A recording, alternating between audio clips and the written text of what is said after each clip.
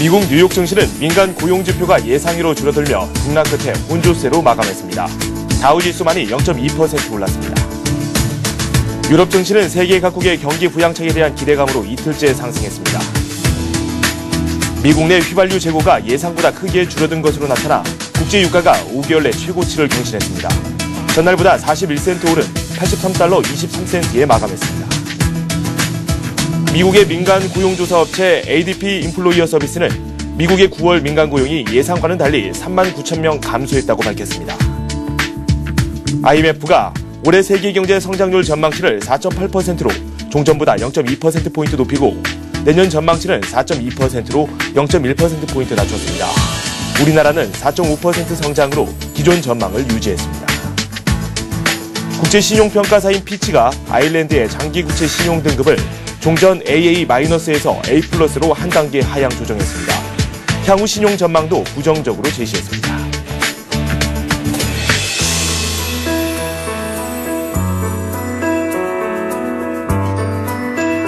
여러분 안녕하십니까? 굿모닝 센 증시의 김종우성입니다. 미국 증시가 등락 끝에 혼조세로 마감했습니다. 다우지수만이 올랐다라고 앞에서 말씀을 드렸는데요.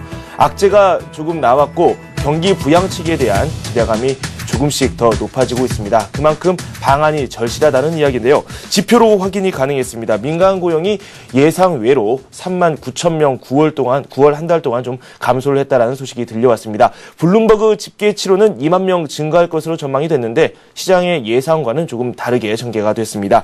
IMF가 내년도 세계 경제 성장률을 조금 낮춘 점도 악재로 작용했는데요. 그 밖에 기타 자세한 소식을 한번 알아보도록 하겠습니다. 동양종금증권 장영철 과장과 함께하도록 하겠습니다. 안녕하세요. 네, 안녕하십니까? 네, 악재가 조금씩 나왔고 일단은 투자자들 입장에서는 이 악재로 받아들이는 게 아니라 또 하나의 기회로 좀 받아들이는 그런 모습이 나오기도 했거든요. 네, 미국 증시 어땠습니까? 예, 일단 어제 그 다우 증시의 가장 큰 흐름은 일단은 일본의 그 양적 완화 정책에 따른 향후 그 연준에 대한 그 양적 완화 정책을 추가로 펼칠 수 있는 그런 기대감이 좀 많이 컸던데요. 어제 같은 경우는 지표 발표가 있었는데 지표 발표가 굉장히 좀 부진하게 좀 나왔던 점이 시장을 발목을 잡지 않을까 이렇게 좀 많이 예상을 했는데 실제로는 오히려 그 고용 보고에 대한 그런 불안함보다는 향후의 경기 전망에 대한 양적 완화에 따른 경기 부양에 투자자들이 더 관심을 많이 기울이는 그런 양상으로 많이 펼쳐졌습니다. 그렇죠. 그에 따라 가지고 일단 다우지수 오늘 보합근을 좀 약간 상회하는 그런 수준으로 좀 끝났는데요. 일단 그에 따라 가지고 일단 제일 컸던 게 일단 연준에서 12월 달에 연준에서 발표될 그 추가 부양책에 대해서는 대부분 거의 기정사실화되어 있는 그런 상황으로 투자자들이 많이 좀 이렇게 접함에 따라서 향후에 대한 경기 회복 속도가 좀 많이 빨라질 것이라는 것에 오히려 더 저희들 좀 많이 집중하는 모습이었습니다. 그에 따라서 에너지주나 그다음에 원자재 쪽으로 이틀 연속 계속 이렇게 상승세를 나타내면서 경기 회복에 대한 속도감을 다시 한번 더 반증하는 그런 모습 보였습니다. 특히 쉐브론이라든지 아니면 엑스모빌 같은 종목들, 대형 종목들이 거의 한 1%대 정도 상승하면서 시장을 좀 어느 정도 하락보다는 포커싱을 오히려 상승 쪽으로 좀 많이 맞춰가는 그런 모습 보였고요. 반면 어제 같은 경우는 이제 기술주들이 오히려 이제 하락세가 좀 많이 나타났는데 다른 쪽보다는 아무래도 최근에 금융위기 이후에 기술주들이 실적이 굉장히 좀 큰 폭으로 상승이 많이 됐습니다. 오히려 올 하반기 들어가지고는 실적 전망 자체가 그렇게 좀 이렇게 좋지 않을 것이라는 예상에 대한 그 투자 의견이 좀 많다 보니까 아마 그런 쪽에 따라서 아마 그 기술주들이 좀 하락세가 좀 이렇게 주도했던 모습인데요. 이런 부분도 시장에서 크게 반영을 좀 많이 안 하는 그런 모습이 좀 많이 나타냈던 게 특징이고요. 그리고 또 어제 또 발표했던 중에 하나가 또 기업들의 또 실적 발표가 일부 유통주들에 대해 있었는데요. 코스트코나 그다음에 몬산토 같은 기업들이 있었는데 코스트코 같은 경우는 순이익이 증가가 되면서 한 1%대 정도 급등하는 상승하는 그런 모습 보였고요. 반면에 몬산토 같은 경우에는 손실 확대로 오히려 0.3% 정도 하락하는 모습 보이는데요. 이런 특징적인 종목들에 대한 그 움직임 외에는 특별하게 시장 자체가 오히려 상승이라든지 하향보다는 아무래도 이제 거래량도 좀 많이 줄어들고 올해 전망적으로 좀 많이 가지 않았나 그렇게 보여집니다. 조금은 시장을 관망하는 그런 모습이 많이 나왔던 것 같습니다. 다우만이 올랐고 나스닥과 S&P 500은 좀 조정을 받았습니다. 일단 민간 고용에 대한 이야기를 먼저 좀 해야 될 것 같습니다. 고용이 살아나야지 또 소비가 많아질 텐데 일단 이 부분에 대해서 조금 악재로 작용했다 이런 평가가 많이 나오고 있죠. 예, 맞습니다. 일단은 지금도 계속 어제 같은 경우에도 일단 연준에서 말씀을 많이 들었던 게 가장 큰 포커싱이 일단은 고용이 얼마만큼 살아나느냐. 향후에 경기 회복은 굉장히 좀 많이 되고 있고 제조업 경기라든지 서비스업 경기가 최근 들어서 많이 상승을 했음에도 불구하고 네. 오히려 실업률은 전혀 지금 이제 잡혀지는 그런 모습이 보이지 않다 보니까 오히려 향후에 경기 회복에 대하라든지 아니면 경기 상승에 대한 또 기저 세력이 될 수 있는 그게 고용이 안정을 못 찾는 것에 따라서 오히려 또 향후에 대한 그 전망 자체가 좀 많이 엇갈리고 있는데요. 이번 주 말에 일단 금요일 날 발표될 고용 보고서에 가장 어떻게 보면 전초 역할을 할 수 있는 ADP 민간 고용 보고가 이제 발표됐는데, 실제로는 그 전망 자체는 일단 한 2만 개 정도 이제 일자리가 고용이 좀 많이 증가할 것이라고 지금 시장에 예상을 많이 했는데 오히려 좀 반대로 좀 큰 폭의 하락이 나타났습니다. 한 3만 9천 개 정도 오히려 그 고용이 감소하면서 일자리가 좀 3만 9천 개 정도가 사라지면서 오히려 이 부분이 좀 악재로 작용하는 그런 모습 보이는데요. 장 초반에 다우 선물 같은 경우에도 오히려 하락세를 좀 이렇게 구기하는데 일부분이 좀 영향이 좀 크던데, 제일 컸던 게 일단 거기 내부적으로도 봤을 때도 네. 제조업 쪽에 대한 그런 고용 자체가 더 많이 일자리가 좀 많이 사라지면서 향후에 그 미국 경제라든지 아니면 글로벌 경제를 이끌어왔던 그런 제조업 경기에 대한 우려감 자체가 이제 오히려 고점을 찍고 다시 한번 하락세로 좀 돌아서지 않나 그런 우려가 좀 많이 컸던 게 시장을 좀 이렇게 좀 불안한 모습 보이는데요. 네. 지금 나오고 있는 그 그래프 보시면 알다시피 그 금융위기 이후에 꾸준하게 우리 그 민간 고용이 회복이 좀 많이 되고 있다가 여름을 기준으로 해가지고 충분하게 좀 많이 상승이 나타났다가 최근 들어서 다시 한번 더 제조업 쪽에서 이렇게 일자리가 좀 많이 빼앗기는 그런 모습 보이는데요. 일단 이런 부분 자체가 시장에서 좀 이렇게 부정적인 그 영향으로 좀 많이 나타나는데, 그거보다는 금요일 날에 발표될 고용 보고서가 이제 어떻게 실제로 실업률 자체가 어떻게 평가되는지에 따라 가지고 향후 주가에 대한 그런 향방을 좀 나타내지 않을까 그렇게 보여집니다. 네. 세계 경제의 발목을 잡는 원인으로 꼽히는 게 크게 두 가지가 있죠. 유럽 재정 위기, 그리고 미국의 부동산 경기 침체를 예로 많이들 들고 있습니다. 네, 맞습니다. 최근 들어서 이렇게 저희가 앞에서 민간 고용 이야기를 좀 했는데, 이렇게 고용이 늘지 않다 보니까 소비도 많이 침체돼 있고, 그만큼 또 주택을 사는 미국인들도 많이 줄어들고 있죠. 모기지 금리가 줄어들었는데 오히려 좀 늘어야 될 그런 모기지 신청 건수가 더 줄었거든요. 예, 맞습니다. 그리고 지난달 같은 경우에도 9월 달에 발표됐던 이제 오히려 주택 지표 같은 경우에는 네. 발표가 많이 됐었는데, 신규 주택 건수라든지 그런 건수들이 오히려 좀 많이 하락하면서 주택 시장에 좀 충격을 주면서 다우지수도 좀 이렇게 하락하는 그런 모습 지난달에 보였는데요. 일단 모기 신청 같은 경우에도 이렇게 매주 이렇게 발표가 되지만은 신청 건수가 좀 이렇게 많이 증가한다기보다는 오히려 리파이낸싱 해가지고 기존에 나갔던 대출이 다시 한 번 더 재연장되는 효과가 지금 나타나지, 모기 신청도 꾸준하게 증가하는 증가세로 좀 이제 나타나지 않는 게 네. 시장의 좀 특징이 아니었나 그렇게 보여집니다. 네. 참 미국 부동산 경기, 우리 시장도 마찬가지기도 합니다. 부동산 경기가 좀 살아나야 될 텐데 이 점이 좀 많이 부진하게 나오고 있는 것 같습니다. 세계 경제 성장률도 이 부분에 많이 주목을 하고 있는 것 같다라는 생각이 들어요. 경제 성장률을 IMF가 하향 조정했다. 내년도 이야기이긴 한데 그래도 앞으로의 전망이라고 생각하면 약간 걱정이 되지 않습니까? 네, 맞습니다. 최근 들어가지고 일단 IMF에서 만들어서 이제 미국 경제 성장률을 따져볼 때 가장 많이 따지는 게 GDP 성장률하고 그다음에 그 내부에 있는 고용이 얼마만큼 이렇게 향상되는지 그런 부분을 네. 좀 많이 따지는데요. 아마 어제 같은 경우 발표됐던 IMF 같은 경우에는 일단 실업률 문제가 아직도 고용 문제 자체가 좀 해결이 좀 많이 안 될 것이라는 데 포커싱을 좀 맞춘 것 같습니다. 그렇죠. 특히 미국의 올해 그 경제 성장률을 기존에 3.3에서 2.6으로 좀 소폭 하향을 시켰고요. 그리고 내년의 성장률을 2.9에서 2.3%로 다시 또 하향시키면서 시장 자체를 좀 전망을 좀 어둡게 보고 있는데, 이런 IMF 같은 이런 부분 같은 경우는 굉장히 후행 지표 중에 하나이기 때문에 네. 만약에 GDP 성장률이라든지 아니면 고용 자체가 안정을 찾게 되면 다시 한번 더 이렇게 상승으로 좀 바뀔 수 있는 부분이기 때문에 이런 부분은 그렇게 신경을 쓴다기보다는 어느 정도 참고 정도를 하시면서 체크해 보시는 게 좋지 않나 그렇게 보여집니다. 네.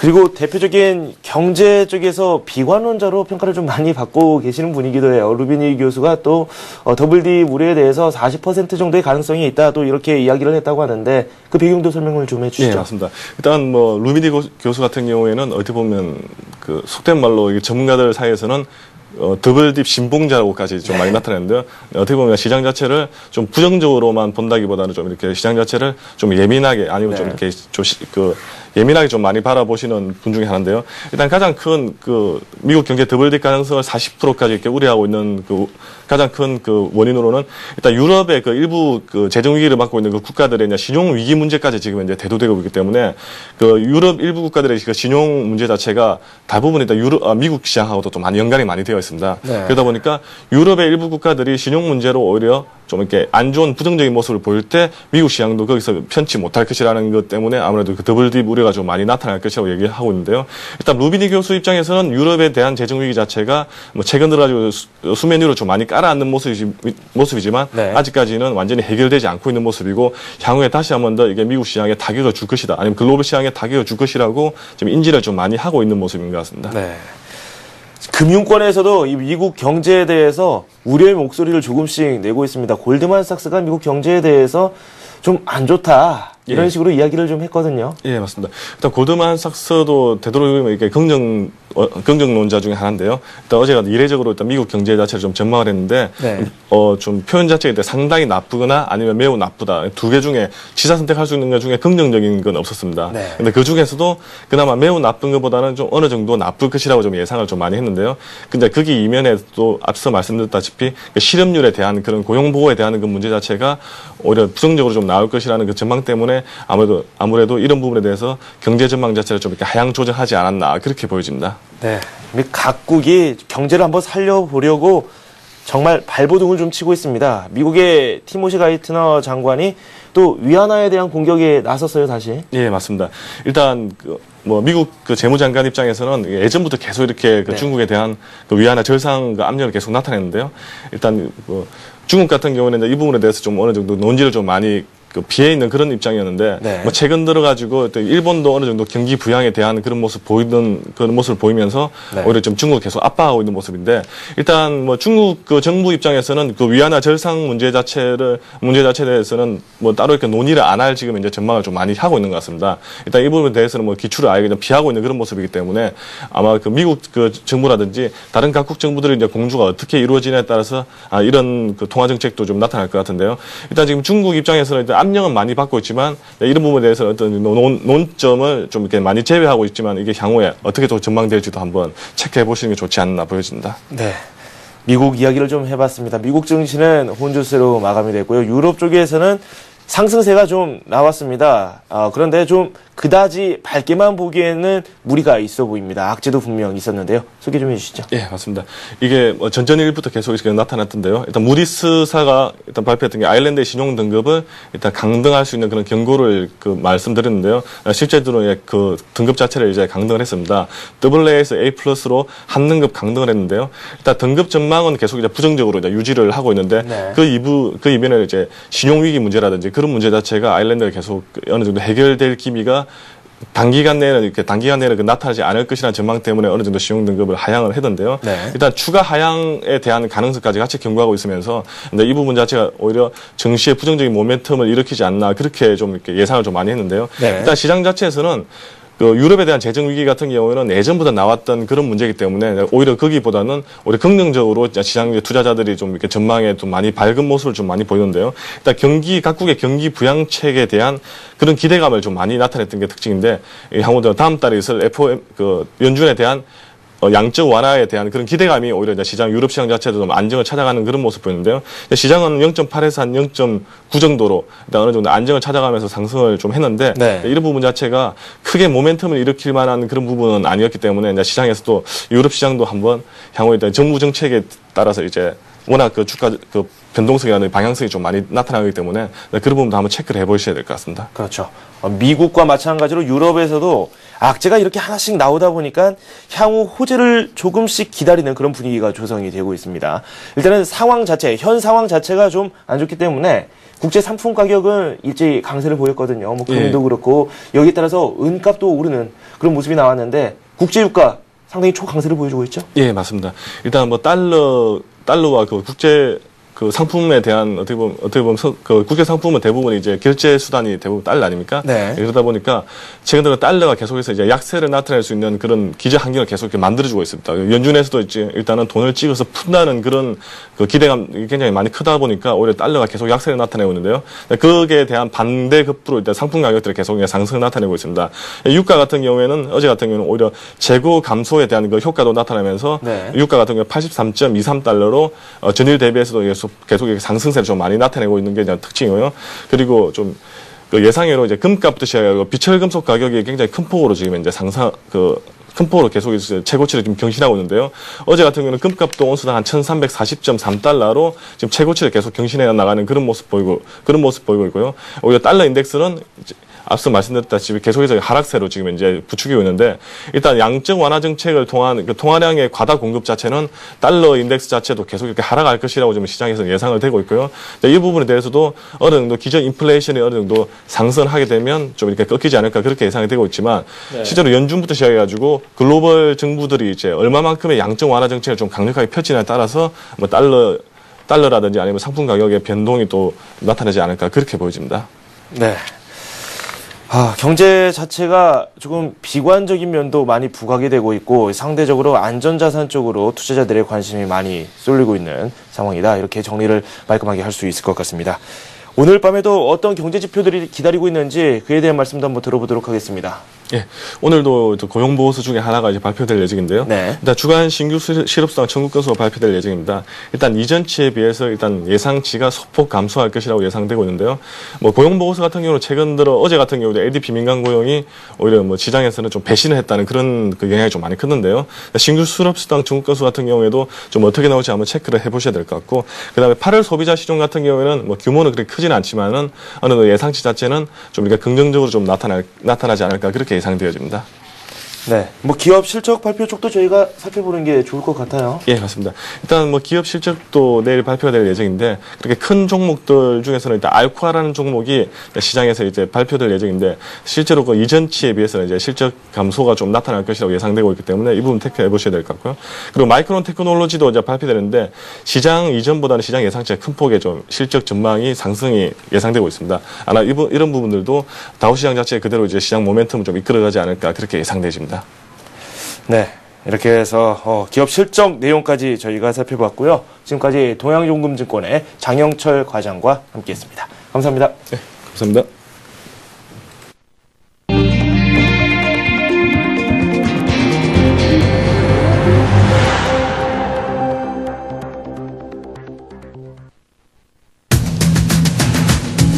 지난 9월 한 달 동안 서울 강남과 서초, 송파 등 강남 3구의 아파트 거래량이 30% 가까이 늘었습니다. 우리나라가 EU와 자유무역 협정을 공식 체결했습니다. 양측 의회의 비준 동의를 거치면 내년 7월에 발효되며 양측이 품목별 합의한 단계에 따라 무관세로 수출입이 가능해집니다. 자동차 보험에 대한 제도 개혁이 추진됩니다. 권혁세 금융위원회 부위원장은 종합방안 마련을 위해 이르면 이달 중 관계부처가 참여하는 태스크포스를 구성하겠다고 밝혔습니다. 워런 버핏 버크셔해서웨이 회장이 채권보다 주식시장에 투자하는 것이 낫다고 밝혔습니다. 국내 주요 증권 운용 전문가들이 앞으로 증시를 이끌 주도주로 기계와 소재, 철강 등 설비 투자 관련 업종을 꼽았습니다. 네, 국내외 주요 경제 소식들을 정리해 보겠습니다. 이슈 시간인데요. 오늘은 서울경제TV의 서은영 기자와 함께하도록 하겠습니다. 안녕하세요. 안녕하세요. 부동산 관련 소식이 먼저 들어왔어요. 네. 일단 많은 정책이 나오고 있는데 과연 실효성을 거둘 수 있을지에 대한 논의도 활발히 진행되고 있거든요. 그 결과가 조금씩 나오고 있나요? 네. 서울경제신문이 서울 시내 25개 자치구별 9월 아파트 실거래량을 조사해 봤는데요. 정부의 8.29 부동산 대책 이후에 네. 9월 한 달간 강남, 서초, 송파구 등 강남 3구의 아파트 거래량이 30% 가까이 늘어났다고 합니다. 뭐 이 정도라면 좀 효과가 나오고 있는 게 아니냐, 뭐 이 정도 네. 긍정적 해석도 가능할 것 같은데요.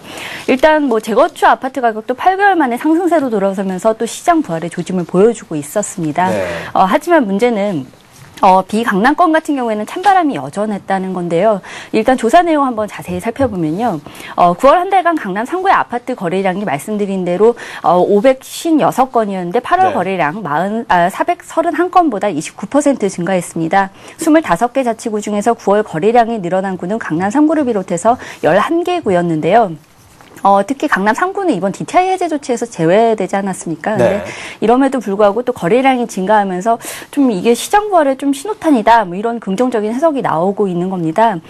강남권 일선 중개업소 관계자들 얘기를 들어보면요. 9월 들어서 좀 거래가 늘어나고 있고 좀 숨통이 트이고 있는 분위기다. 그리고 또 문의도 굉장히 좀 적극적으로 늘고 있다. 뭐 이런 얘기들을 하고 있습니다. 네. 강남권 거래량 증가와 함께 또 이 일대에 밀집한 재건축 아파트 가격도 말씀드린 대로 8개월 만에 반등했는데요. 올 들어서 이렇게 가격 증가세까지 보였던 게 1월 이후로는 처음이거든요. 이 정도라면 좀 긍정적인 신호탄이 아닌가 뭐 이런 예측도 가능할 것 같습니다. 강남권 근처 3구 결과를 보면은 조금은 살아난 것 같지만 최근 추세가 매매는 또 잘 안 되고 전셋값은 많이 오르고 이런 현상이 계속해서 유지가 되고 있는데 비강남권에서는 이런 현상이 좀 안 나타나고 있지 않습니까? 네, 문제는 그 대책이 발표된 이후에도 비강남권 같은 경우에는 거래량이 오히려 줄어들었다는 거겠죠. 강남 3구에서 더 거래량이 증가한 곳은 강동, 강북, 관악, 도봉, 동작, 성동, 성북, 중랑구였는데 나머지 14개 구에서는 전월과 같거나 오히려 줄어들었습니다. 동부권 대표 주거지죠. 노원구는 8월 193건에서 9월에는 140건으로 28%나 거래량이 감소했는데 이게 올 들어 최저치였습니다. 목동 신시가지가 포함된 양천구 같은 경우는 버블7으로 불리면서 상당히 거래량에서 앞선 지역이었는데 역시 9월 거래량에서는 올해 최저치인 84건에 그쳤습니다. 아직까지는 좀 시장을 지켜봐야 된다는 징표인 것 같습니다. 네, 미국에서도 부동산 침체 때문에 참 말이 많고 향후 전망에 대해서도 부정적인 의견이 상당히 많이 나오고 있습니다. 우리 시장에서도 남 이야기가 아닌 것 같다는 생각이 듭니다. 네, 그리고 정부가 3년 넘게 공을 들였습니다. 한EU FTA 어제 공식 체결을 했는데 과연 어떤 점에서 우리나라가 유리하고 좀 불리한 점이 있을지 한번 저희가 계산기 두드려 보도록 하죠. 네, GDP 증가분이라든지 그런 시장이 얼마의 시장이 열리느냐 이런 분석도 아주 중요하겠습니다만 사실 우리 소비자들이 가장 중요시하는 게 과연 유럽산 수입 물품이 좀 얼마나 싸지느냐 그리고 또 우리 업계에는 또 어떤 긍정적인 영향을 미치느냐 이런 데 좀 초점을 맞출 수 있을 것 같은데요. 한EU 자유무역 협정이 발효되면 국내에서 인기를 끌고 있는 유럽산 수입차 가격이 일단 좀 현재 10% 관세가 물리고 있거든요. 근데 이게 3년 이내에 철폐가 되면 가격이 7%가량 떨어질 것으로 보이고요. 또 여성들에게 좀 반가운 소식일 것 같습니다만 화장품, 핸드백 같이 유럽산 수입 명품에 붙는 지금 현재 관세 8에서 13%가 관세가 철폐가 되면 또 비슷한 수준의 가격 인하 효과가 있을 것으로 예상이 됩니다. 유럽산 와인의 위스키도 많이들 애용을 하시죠. 지금 유럽산 와인에는 15% 관세가 붙고요. 위스키에는 20%의 관세가 철폐가 되는데 이게 또 철폐가 되면 지금보다 13에서 15%가량 가격이 저렴해질 것으로 보입니다. 예를 들어서 말씀을 드리자면 임페리얼 12년산 500ml 제품의 경우에 지금 대형마트 기준으로 28,000원 정도 되거든요. 근데 이게 이제 관세가 철폐가 되면 24,000원 정도로 인하 효과가 예상이 되고요. 한 병에 한 5만 원 선의 와인 같은 경우에는 42,000원에서 3,000원 선으로 좀 저렴해질 것으로 보입니다. 유럽산 수입차 가격도 많이 떨어질 것 같은데요. 지금 아까 말씀드린 대로 자동차 같은 경우는 지금 현행 10%의 관세가 붙는데 배기량 1.5리터 초과 승용차는 3년 내에 또 1.5리터 이하 차량은 5년 내에 관세를 철폐하기로 했습니다. 현재 국내에서 판매되는 수입차 대부분이 또 1.5리터를 또 넘거든요. 그러면 또 2014년부터 관세가 완전히 철폐된다고 볼 수 있는 겁니다. 관세 인하분을 고려하면 한 7%가량 가격 인하 효과가 예상이 되는데요. 예를 들어서 지금 국내에서 1억 2,590만 원에서 2억 6,900만 원에 달하는 메르세데스 벤츠 S클래스 같은 경우에는 한 930만 원에서 많게는 1,990만 원까지 인하 여력이 발생할 것으로 보입니다. 하지만 FTA는 늘 위기이기도 하지만 또 이제 기회이기도 하지만 또 위기라고도 해석이 되지 않습니까? 그렇죠. 이제 가장 어디에서 좀 약간 우리에게 좀 우려가 되느냐 그걸 살펴봤더니 농업, 특히 낙농과 돼지고기 등 축산 부문에서 연평균 1,649억 원의 생산 감소가 예상이 되면서 좀 대책 마련도 시급한 상황이고요. 의약품과 화장품 같은 분야에서도 연간 900억 원가량의 생산 규모가 줄어들 전망입니다. 네. 분명히 명과 암이 극명히 나타나는 경제 논리라고 말씀을 드릴 수 있겠습니다. 이 업계의 반발도 만만치 않을 것 같은데 어떤 부분부터 살펴볼까요? 일단 양국 의회에서 좀 반발들이 좀 있겠죠. 일단은 7월 1일 잠정 발효되기까지 비준 동의 과정에서 어느 정도 진통은 불가피해 보이고요. 일단 서명은 마쳤으니까 양국은 FTA 협정문을 각각 의회에 보내서 FTA 협정문 승인 여부를 결정하는 절차에 착수하게 되는데 이게 늦어도 내년 6월까지는 끝나야 비준 과정을 마칠 수가 있습니다. 그리고 한EU FTA가 공식 서명될까지 사실 이탈리아 반발 등 좀 만만치 않은 반발이 있었는데요. 그 양측 의회 비준동의 과정에서도 좀 적지 않은 진통이 있을 것으로 예상이 되는데 네. EU의 경우에는 유럽 자동차 업계가 그동안 좀 노골적으로 이제 로비도 벌이고 이제 뭐 FTA 협상 내용에 대해서 좀 불만을 제기하고 있었거든요. 이제는 좀 EU 의회를 상대로 지배한 로비전을 벌이고 있는 상황이고요. 네. 그리고 우리 국내 같은 경우에는 좀 아무래도 농업 분야가 좀 문제가 되지 않겠느냐 뭐 이런 예상이 가능할 것 같습니다. 네.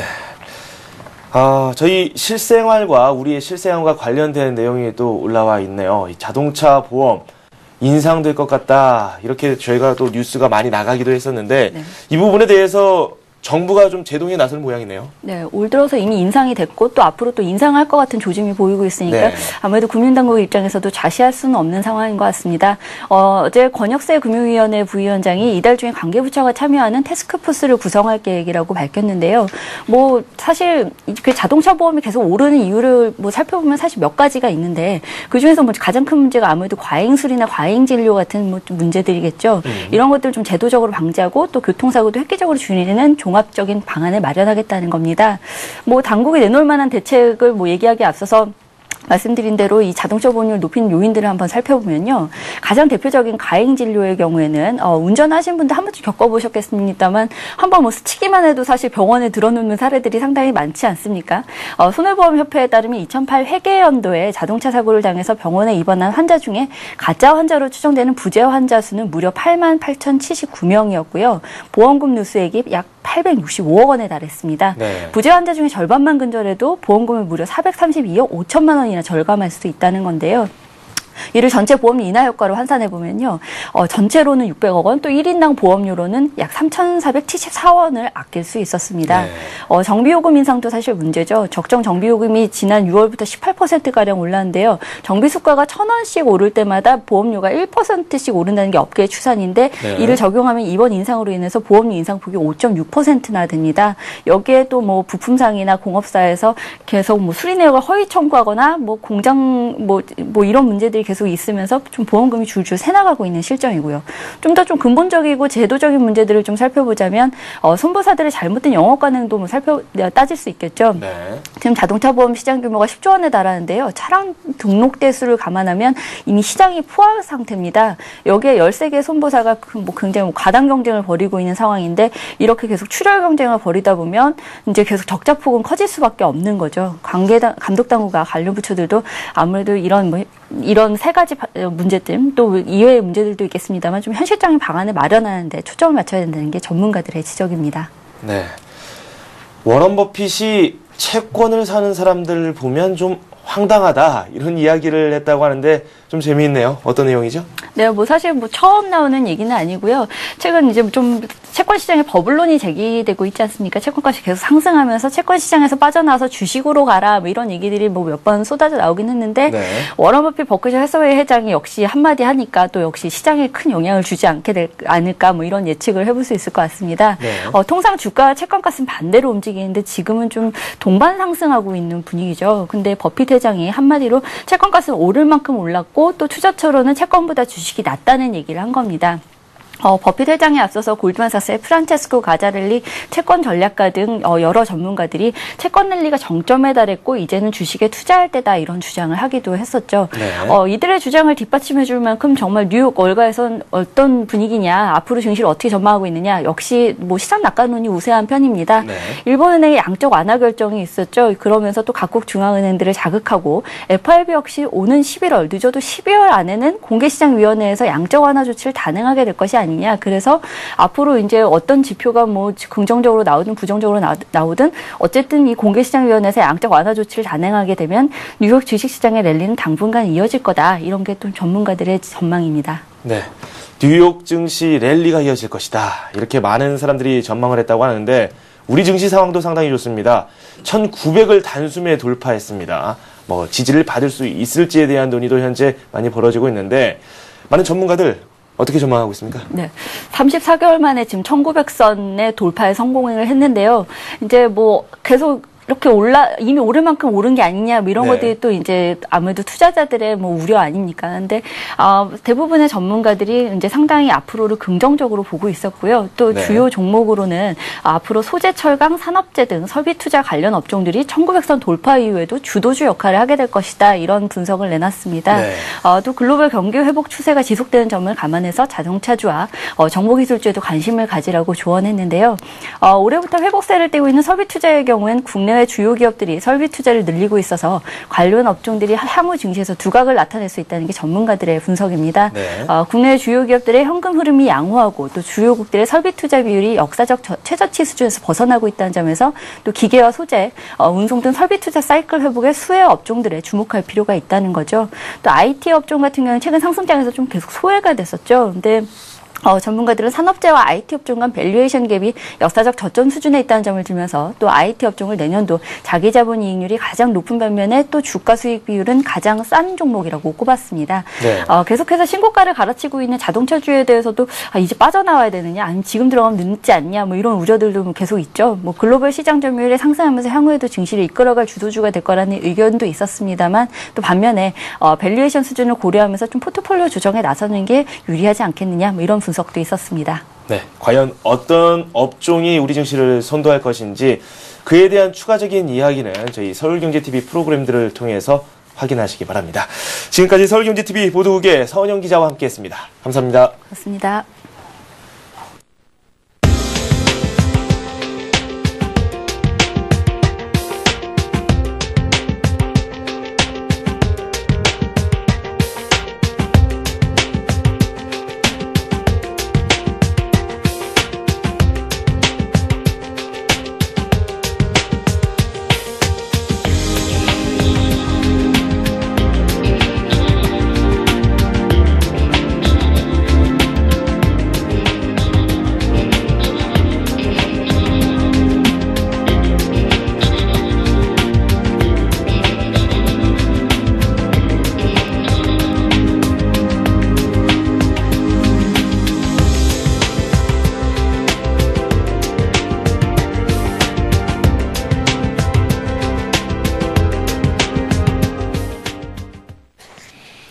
네, 오늘의 센 전략 시간입니다. 오늘은 교보증권 양평동 지점의 오기철 차장과 함께하도록 하겠습니다.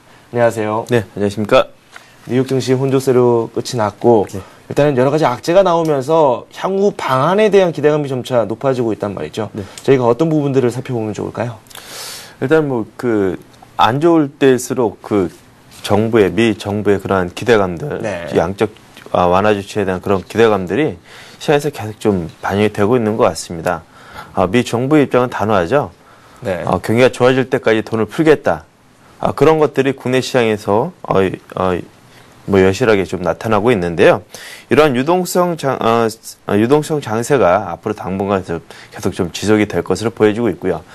주가지수가 지금 1900선을 좀 돌파를 했지만 2007년도에 비해서도 퍼가 지금 낮은 상황입니다. 지금 현재 9배 정도에 해당이 되기 때문에 오히려 그때보다 좀 과열권이 좀 덜하다. 그렇게 지금 보고 있기 때문에 일단 외국인들도 계속적으로 좀 매수에 가입할 것으로 가담할 것으로 보여지고 있고 이러한 유동성 장세가 지속되는 한 주가지수는 당분간 계속적으로 올라가는 그런 모습을 나타낼 것으로 예상이 되고 있습니다. 네, 유동성 장세가 이어지는지 그 여부를 저희가 집중을 하고 눈을 크게 뜨고 한번 잘 살펴봐야 되겠습니다. 국내 시장에서 오늘 조금씩 관심을 가질 만한 그런 뉴스가 준비가 된 것으로 알고 있는데 삼성전자 관련 소식이죠? 예, 그렇습니다. 오늘 삼성전자가 이제 실적 잠정치를 발표를 하게 되는데요. 이것에 따라서 국내 시장의 IT 업계의 판도가 좌우될 것으로 예상이 되고 있습니다. 일단은 실적은 예상치만큼 괜찮게 나타날 것으로 예상이 되는데요. 일단 IT 업종 하게 되면 일단 반도체 가격이 어떻게 되느냐에 따라서 상당히 많이 좌우될 것으로 예상이 되고 있습니다. 그렇지만 4분기까지는 반도체 가격이라든가 IT 쪽의 실적 상황 부분들은 좀 좋지 않게 예상이 되고 있습니다. 그렇지만 이런 것들이 어느 정도 주가지수에 지금 선 반영이 됐다고 보여지기 때문에 그런 국면들은 이제 삼성전자 실적 발표하고 맞물려서 이후에 좀 좋은 흐름이 예상이 되고 있습니다. 일단 차트를 한번 먼저 보시겠습니다. 그 국내 전기전자 업종 차트인데요. 네. 지난 그 5월달 전기전자 업종 그 지수가 저점을 기록하고 난 다음에 9월달에 꾸준하게 7,400선에서 저점을 확인해주고 있습니다. 그리고 나서 전기전자 업종의 외국인들의 매수세가 유입이 되면서 박스권 이제 하단 부분을 일단 지지하면서 올라가는 그런 모습을 좀 보여주고 있어서 일단 오늘 삼성전자가 이제 실적을 발표하면서 여러 가지 이제 그 IT 기업들에 대한 실적 발표가 이제 앞두고 있는데 그런 모습들은 이제 미리 선반영됐다. 그렇기 때문에 그 이후에 전기전자 업종의 반등 가능성에 좀 주목하셔야 될 것으로 지금 보이고 있습니다. 우리 증시에서 차지하는 부분이 상당히 많습니다. 이 전기전자 업종 어떤 흐름을 보일지 저희가 오늘 주목해야 될 부분이라고 정리를 하도록 하겠습니다. 환율 부분도 저희가 꼭 살펴봐야 될 것 같다는 생각이 듭니다. 네, 그렇습니다. 네. 환율은 뭐 국내 시장에 있어서 가장 큰 영향을 좀 차지하고 있죠. 어떻게 보면 환율 영향에 따라서 외국인들의 매수세가 계속적으로 유입이 되지 않았나 일단 그렇게 보입니다. 일단은 뭐 국내 펀더멘털이 아무리 좋다 하더라도 그러한 영향도 있겠지만 일단 환율이 지금 계속적으로 지금 원화 강세를 나타내고 있기 때문에 네. 지금 외국인들 그 매수에 좀 계속적으로 좀 유입된 것이 아닌가 일단 그렇게 보입니다. 일단은 원화 강세가 나타나게 된다고 하면 기본적으로 저희가 알고 있는 것은 수출주에 좀 부정적으로 좀 작용을 한다. 일단 그렇게 이제 생각이 들 수 있는데요. 물론 그건 사실입니다. 그렇지만 우리가 이제 상당히 좀 경쟁 국가인 일본의 엔화도 네. 역시 강세를 나타내고 있습니다. 일단 한번 차트를 보시겠습니다. 차트를 보시면 원달러 역시 5월달 이제 1277원을 이제 고점을 해서 이제 계속적으로 이제 강세를 나타내는 그런 국면으로 어제 1110원대까지 지금 빠졌고요. 엔화 역시 보면은 94면에서 지금 84일까지 상당히 계속 가파르게 강세를 나타내고 있습니다. 이런 것들이 원화 강세가 어느 정도 효과를 좀 반감시키면서 네. 앞으로 계속적으로 상대적인 경쟁 우위를 가질 수 있는 그런 국면들을 당분간은 유지할 수 있겠다. 그래서 환율이 좀 더 강세를 나타낸다 하더라도 이런 측면들은 상쇄가 되기 때문에 국내 시장 모멘텀에는 그렇게 크게 변수로 작용하지는 않을 것 같다. 일단 그렇게 보고 있습니다. 네. 국내 시장 투자 전략을 한번 살펴봐야 될 텐데 어제 1900을 돌파했단 말이죠. 과연 지지를 받을 수 있을지 그 여부가 상당히 궁금하기도 한데 저희가 어떤 부분에 중점을 두고 살펴보는 게 좋을까요? 일단은 1900선을 돌파했다는 것은 그렇게 큰 의미는 두지는 않을 것 같습니다. 네. 일단은 제가 이제 지난주에 말씀을 드릴 때 10월 달에 지수 상단 박스권을 1950 정도로 이제 말씀을 드렸는데요. 지수 최근에 보면은 어떤 종목군들은 1900선을 돌파했음에도 불구하고 아직까지 주가가 이제 저점 부근에 머물러 있는 업종이 있는 반면에 그렇죠. 어떤 종목군들은 신고가를 계속해서 경신하는 그런 종목군들이 있습니다. 그렇기 때문에 지금 지수의 문제라기보다도 어떤 종목군을 선택을 할 것인지 거기에 이제 수익이 이제 결정될 것으로 보여지는데요. 일단은 환율면 그 전방산업 호조 모멘텀이 견조한 업종 어제 이제 조선이 상당히 강했는데요. 네. 기계, 조선, 철강 등에 대해서는 계속해서 좀 주목을 하셔야 될 것으로 보여지고 있고요. 네. 앞서 말씀드린 대로 그 4분기에 이제 최악의 국면이 예상되는 IT주들에 대한 그 반등에 좀 주목을 하셔야 될 것 같습니다. 지난번에 제가 이제 그 전기전자 업종에 대해서 말씀을 드릴 때 외국인들이 지수를 상승시키기 위해서 이 히든카드로 이제 숨겨뒀던 것이 전기전자 업종이었다. 최근에 보면 전기전자 업종이 올라가지 않고서는 지수 1900이 좀 돌파하기가 어렵다고 말씀을 드렸는데 외국인들이 최근에 전기전자, 삼성전자와 LG디스플레이 이런 종목들을 중심으로 해서 IT주들을 매수해 줌으로써 지수가 1900선을 돌파하는 그런 모습을 보여주고 있습니다. 최근에 지금 주가는 하단 부분에 있고 네. 가격적인 메리트로서 이제 업종별 순환매가 빠르게 돌아가면서 전기전자 업종에 대한 그런 매수도 좀 유입이 될 것으로 보여지고 있어서 일단 삼성전자라든가 하이닉스, LG디스플레이 이런 전기전자, IT 업종에 대해서도 관심을 가져야 될 때가 아닌가 일단 그렇게 보여집니다. 네. 관심을 가져야 될 업종으로 IT 업종에 대한 말씀을 해주셨는데 저는 이 부분이 가장 궁금해요. 오늘 좋은 흐름을 보일 것으로 예상된다는 말씀을 해주셨는데 과연 그렇다면 투자자들이 오늘 한번 시장에 참여해보는 거에 대해서는 어떻게 생각하세요? 제가 이제 그 오늘뿐만이 아니라 네. 지난주하고 지지난주까지 IT 업종에 대해서 계속 소개를 해드렸습니다. 네. 첫 주에는 하이닉스를 소개해드렸고요. 그다음에 지난주에는 LG전자를 소개해드렸는데 하이닉스는 이미 거의 이제 목표가까지 거의 다 도달을 했습니다. 네. 이제 얼마 남지 않았는데요. 벌써 한 20% 정도 수익이 가까이 나는 상황이고요. LG전자 같은 경우는 뭐 97,000원대에서는 뭐 매수하셔도 네. 부담이 없는 자리라고 보면 말씀을 드렸습니다. 오늘 이제 LG 디스플레이에 대해서 이제 말씀을 드릴 텐데요. 네. IT 업종들 4분기 안 좋을 것 같습니다. 3분기에 비해서도 안 좋을 것 같고요. 1분기의 가격 하락 소식도 들어오고 있습니다. 그렇지만 주가라는 것이 가장 안 좋을 때 네. 가장 좋은 매수 포인트가 아닌가 일단 그렇게 생각이 되고 있습니다. 그렇기 네. 때문에 다른 업종들 비한다고 하면 다른 업종에 비해서 너무 많이 소외가 됐기 때문에 이제는 좀 관심을 갖고 접근하셔도 좀 될 때가 아닌가 일단 그렇게 보여집니다. 네, 그렇다면 조금은 중장기적으로 바라봐야 되지 않을까라는 그런 의구심도 좀 드는데. 예, 그렇습니다. 뭐 일단은 뭐 지금 단기적으로 IT 업종들이 주가가 바로 터닝하는 그런 모습을 나타내기는 약간 어려울 것 같습니다. 왜냐하면 이제 이익 모멘텀들이라든가 이런 것들이 지금 IT 사이클상 지금 일단은 올해 4분기 내년 초까지는 하강할 수 있는 국면이기 때문에 바로 급등하기는 어려울 것 같습니다. 그렇지만 지금 현재 주식을 매수하라고 이제 말씀드릴 수 있는 많은 종목. 지금 현대차를 사라고 말씀을 드릴 수 있겠습니까? 지금 주가가 어느 정도 좀 고점에 와 있기 때문에 이러한 가격적인 메리트를 본다고 할 때, 뭐 이미 많이 올랐던 종목들을 신규적으로 말씀드리기는 좀 약간 어려울 자리인 것 같습니다. 물론, 네. 가는 종목들이 계속 가겠지만, 이미 갖고 계신 분들은 계속적으로 수익을 내셔야 되는 그런 국면인 것 같고요. 새롭게 매수 포지션에 들어가신다고 하면 이미 조정을 거쳐서 가격등도 어느 정도 매력적인 구간에 들어가 있는 그런 종목들로 접근하실 때가 아닌가, 일단 그렇게 보여집니다. 네, 그렇다면은, 제가 계속 질문을 드리는데, 네. 그 IT 업종 포트폴리오에 편입을 시킨다면은 어느 정도 비중을 가지고 참가를 하면 좋을까요? 뭐 개인별 성향에 따라서 다르겠는데요. 네. 일단은 그 전기전자 업종이 국내 비중에서 차지하는 비중이 20%가 넘습니다. 그렇기 때문에 전기전자 업종, 근데 최근에 좋지 않다 보니까 아마 지금 전기전자 업종을 포트폴리오에 담고 계신 분들은 소가리가 많이 심하실 겁니다. 네. 그렇지만 지금 뭐 실망하실 단계는 아니고요. 국내 업체에서 IT가 빠진다고 하면 국내 경기가 더 살아나기는 어렵습니다. 이러한 국면들은 오랫동안 방치되지는 않을 것 같고요. 그렇다면 뭐 한 30% 정도 비중을 좀 차지하셔도 좀 되지 않을까 일단 그렇게 생각이 듭니다. 네. 그렇다면 저희가 집중적으로 한번 살펴봐야 될 종목을 한번 캐봐야 되겠죠? 네. IT 업종이죠, 오늘? 예, 오늘 IT 업종이고요. 앞서 네. 말씀드린 대로 오늘 LG 디스플레이에 대해서 오늘 좀 설명을 드리고자 갖고 왔습니다.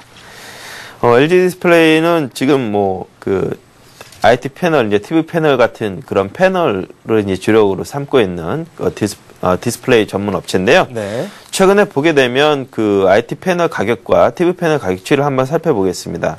대만의 위치비에서 제공한 자료인데요. 지난 3월달 이후부터 이런 패널 가격이 계속해서 하락을 하고 있습니다. 네. 주가 역시 안 좋았었죠. 그렇지만 이제 10월달 들어서면서 이러한 가격 추이가 일단은 하락세를 멈추고 횡보하는 그런 국면에 들었습니다. 주요 TV 가격 패널도 이렇게 하락세를 멈추고 이제 횡보하는 그런 구간에 들어가 있기 때문에 일단 이런 측면들 본다 그러면 일단은 가격 하락에 따른 그런 리스크는 어느 정도 시장에 좀 선 반영이 됐다. 일단 그렇게 보여집니다. 실적 역시 이제 3분기에는 네. 한 1,000억 원대에서 1,500원대 그 정도의 영업이익이 흑자로 나타날 것으로 예상되지만 4분기에는 좀 적자 전환될 것으로 예상이 되고 있습니다. 그렇기 때문에 이런 부분들이 일단은 시장에 거의 대부분 좀 선 반영이 됐다. 일단 그렇게 보여지고 있고요. 네. 차별화된 그런 현금 창출 능력에도 비교하고 주요 이제 패널 업체에 비교한다 그러면 아직 저평가 국면이다. 일단 그 표를 한번 보시겠는데요. 주요 패널 업체 밸류에이션을 비교해 보면 삼성전자가 퍼가 7.7배, LG 디스플레이가 7배, 케미 이노록스가 15배, 그다음에 AO 옵트로닉스가 10배, 샤프가 20배 정도. 상당히 높습니다. 네. 그렇기 때문에 LG 디스플레이는 상당히 지금 다른 경쟁 업체에 비해서 지금 저평가 국면이다. 일단 그렇게 볼 수가 있겠습니다. 무엇보다도 이제 그 저평가 국면을 얘기할 수 있는 것은 최근에 이제 그러한 업황이 상당히 네. 안 좋았지만 2011년부터는 업황이 상당히 좀 괜찮아질 것으로 좀 예상이 되기 때문입니다. 재고가 상당히 좀 많이 좀 감소를 하고 있고요. 네. 또한 가격이 이제 상당히 많이 다운됐기 때문에 공급이 상당히 좀 많이 줄어들고 있는 상황입니다. 그렇기 때문에 내년 1분기 이후부터는 이러한 가격 조정도 어느 정도 마무리가 될 것으로 보여져서 일단 이런 업황들이 2011년부터는 많이 상당히 호의적으로 개선될 것으로 예상이 되고 있겠어서 이런 측면들은 좀 긍정적으로 바라보셔야 되지 않을까 일단 그렇게 보여집니다. 네. 그리고 최근에 일단은 그 IT주의들에 대해서 상당히 좀 안 좋은 시선들이 많았는데요. 그럼에도 불구하고 9월달 외국인들의 수급 동향을 한번 살펴보도록 하겠습니다. 여기 차트를 한번 보시겠는데요. 9월달 들어서 외국인들이 지금 지분을 29%에서 32%대까지 증가를 시키고 있습니다. 여기 한번 차트를 보시면 9월달부터 10월 거의 매일 하루도 빼놓지 않고 외국인들의 매수가 좀 들어오고 있는 것인데요. 네. 약 1,000만 주 정도 외국인들이 순매수를 보여주고 있습니다. 이런 것들은 기존의 그런 IT 주들에 대한 부정적인 시각을 좀 바꾸는데 좀 도움이 되지 않을까. 그렇기 때문에 수급적인 측면에서도 긍정적인 시그널을 좀 보여주고 있다. 일단 그렇게 볼 수 있을 것 같습니다. 네, 기술적인 이야기를 해주셨는데 그렇다면 적정한 매수 가격과 목표 가격을 구체적으로 더 살펴보면 좋겠죠? 예. 네. 일단은 LG 디스플레이 같은 경우는 지금 그 5일선이 위치하고 있는 자리가 약 38,900원 정도 오늘 형성이 되고 있는데요. 5일선 부근에서 38,500원 정도 선에서 5일선 부근에서 매수를 해주시고요. 목표가는 좀 짧게 잡아서 약 44,000원 정도, 한 12% 정도. 그다음에 손절가는 36,500원. 21선이 61선이 크게 후퇴하지 않는 그런 점에서 손절가를 좀 잡아주시면 될 것 같습니다. 매수가를 보니까 지금 1,000원 정도 차이가 나는데. 네. 조금은 기다려야 될 것 같다는 생각도 들어요. 오늘 올 수도 있습니다. 어제 네. 그 자리를 터치해준 자리이기도 하기 때문에 그러한 자리들은 1,000원, 2,000원이 중요한 자리는 아닌 것 같습니다. 네. 약간 기다린다 하시더라도 그 자리는 올 수 있는 자리라고 보여지기 때문에 좀 기다리셨다가 매수하셔도 크게 무리는 없을 것 같습니다. 네, 알겠습니다. LG 디스플레이에 대한 말씀을 한번 들어봤습니다. 지금까지 교보증권 양평동 지점의 오기철 차장과 함께했습니다. 감사합니다. 예, 감사합니다. 네, 굿모닝 센증시 저희가 준비한 소식은 여기까지입니다. 저는 출발 센증시에서 다시 찾아뵙겠습니다. 시청해주신 여러분 고맙습니다.